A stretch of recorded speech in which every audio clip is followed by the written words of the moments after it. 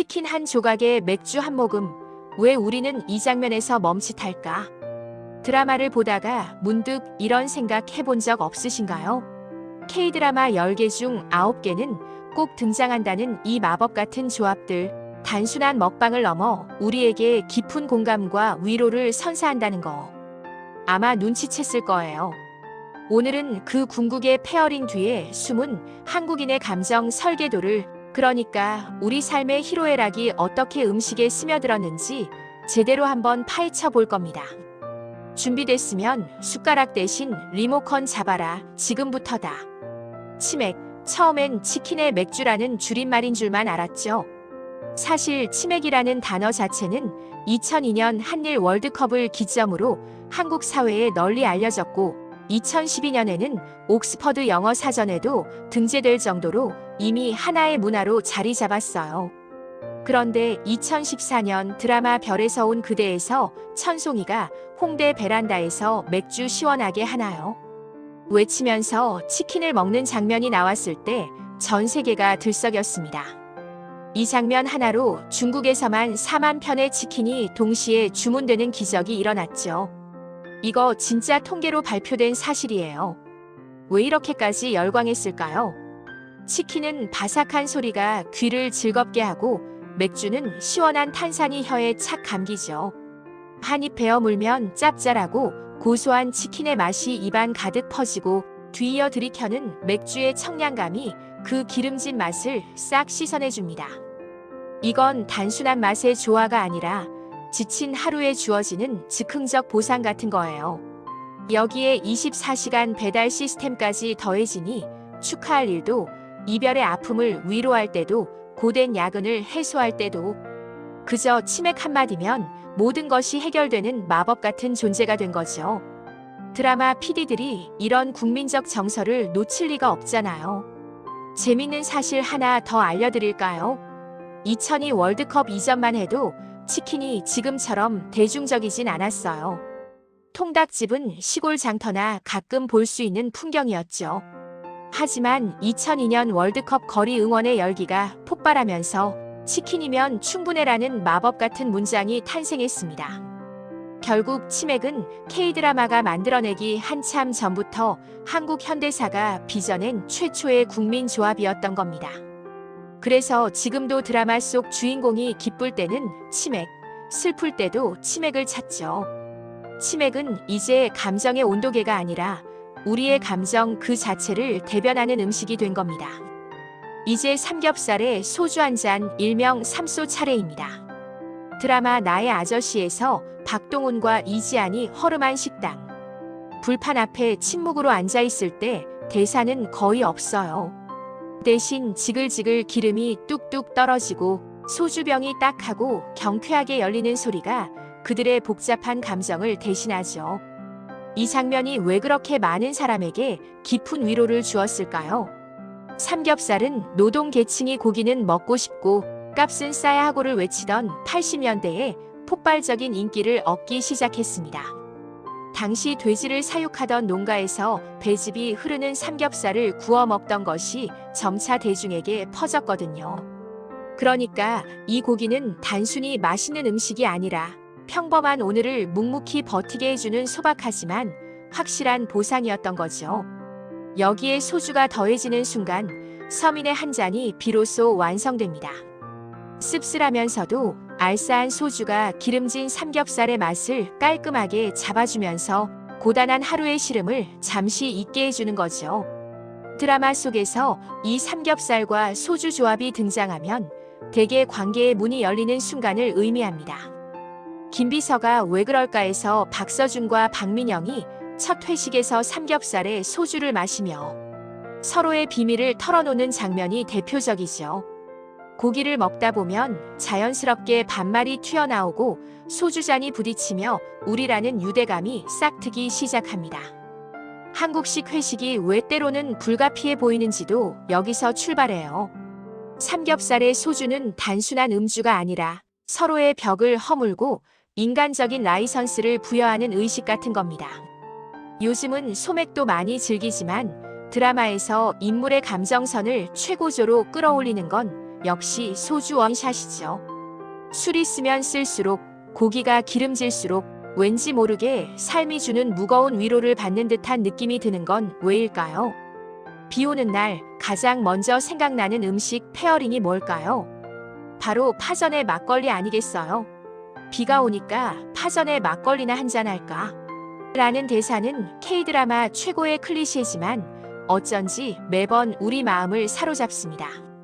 비 오는 소리는 마치 프라이팬에 부침개를 붙이는 소리와 비슷해서 빗소리를 들으면 무의식 중에 파전이 연상된다는 연구 결과도 있어요. 여기에 노릇하게 익어가는 부침개 뒤집는 소리는 그 자체로 뚝딱거리는 힐링이 됩니다. 막걸리는 떫고 달콤하면서도 특유의 시큼한 맛이 파전의 기름진 맛을 싹 씻어내주죠. 게다가 저는 농경시대부터 보름달에 먹던 축제 음식이었어요.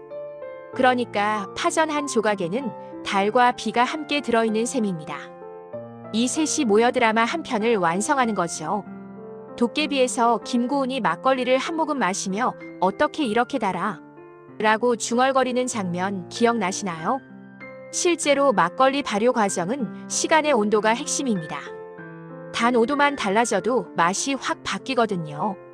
그래서 막걸리는 오늘이 주는 맛이 다른 술이에요.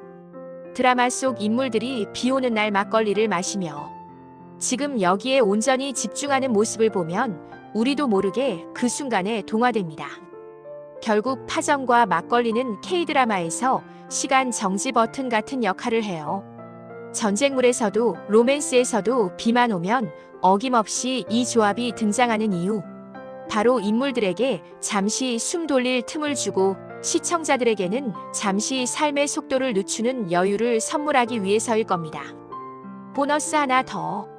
영화 기생충에서 전 세계인의 눈을 사로잡았던 바로 그 짜파구리입니다. 한 가족이 온 집안을 쥐어짜 만든 레시피처럼 보였지만 사실 이 조합은 이미 1990년대 PC통신 라면 레시피 게시판에 등장했을 정도로 오랜 역사를 가지고 있어요. 심지어 미디어에 등장하기 전부터 군인들 사이에서는 이미 흔한 조합이었다고 하죠. 짜파구리는 짜파게티와 너구리를 섞은 퓨전 라면으로 대학생들이나 자취생들이 짜장라면을 반반 끓여 먹던 것이 원조예요.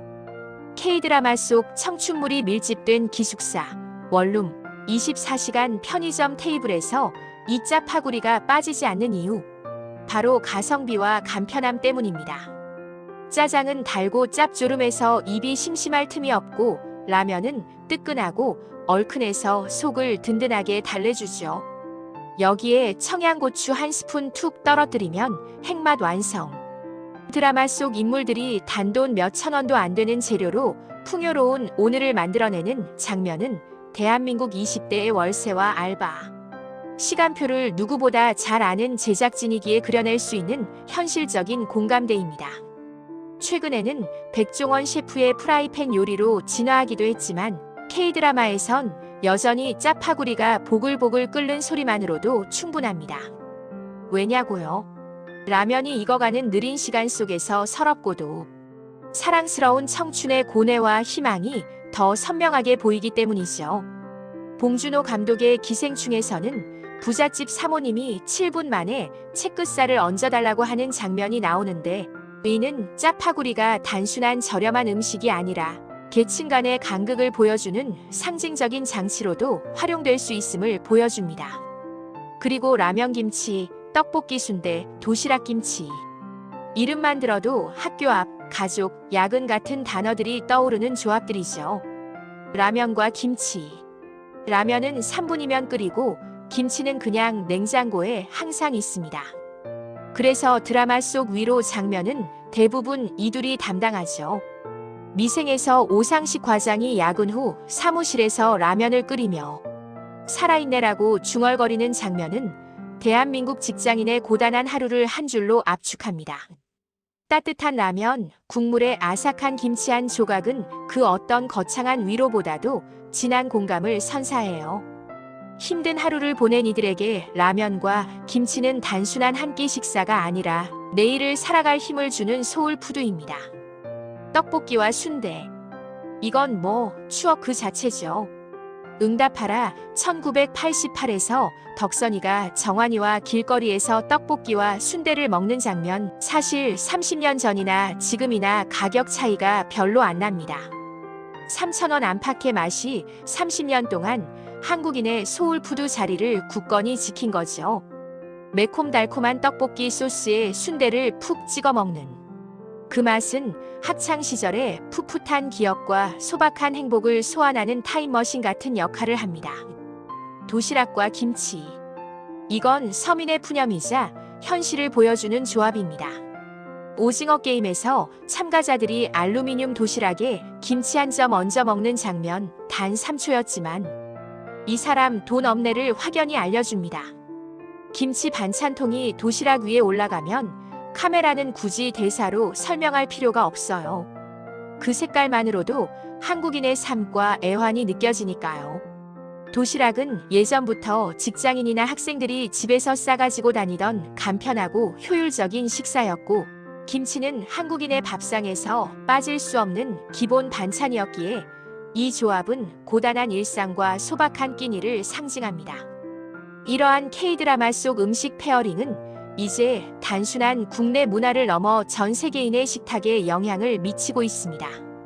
K 콘텐츠의 글로벌 인기에 힘입어 드라마에 등장한 음식들은 해외 팬들에게도 큰 관심을 받으며 직접 맛보려는 외국인 관광객들이 한국을 찾게 만들죠. 실제로 이상한 변호사 우영우나 더 글로리에 나온 김밥, BTS 정국이 공개한 막국수 레시피, 그리고 오징어 게임의 달고나처럼 K푸드는 이제 한국 문화 홍보의 중요한 축이 되었습니다. 최근에는 K푸드의 다양화와 간편식의 확대가 두드러집니다. 치킨은 다양한 소스와 조리법으로 진화하고 있고, 컵라면이나 도시락 같은 간편식은 바쁜 현대인의 라이프 스타일을 반영하며 해외에서도 큰 인기를 얻고 있습니다. 이런 현상은 한국인의 일상이 외국인에게는 새로운 경험으로 다가오고 다시 한국인에게 영향을 미치는 선순환을 만들어내고 있습니다. 이제 좀 보이죠? K-드라마 속 음식 페어링은 단순한 조합이 아니었어요. 한국인의 정과 시간, 관계를 담아낸 작은 문화 전파자였던 겁니다. 치맥은 축하와 자유를, 삼소는 깊은 위로와 유대를, 파막은 일상 속 시간, 정지의 여유를, 짜파구리는 청춘의 지혜와 생존을, 그리고 라면과 김치, 떡볶이와 순대, 도시락과 김치는 우리의 소박한 일상과 추억 그리고 현실을 연결해줍니다. 영화 끝나면 냉장고가 저절로 부르는 법이죠. 제 채널에서 다음 편 보기 전에 일단 구독과 좋아요는 필수 알겠죠? 댓글에서 만나요. 저도 먼저 치맥 시켜놓고 답글 달러 갈게요. 지금까지 글로벌 미식 탐험대였습니다.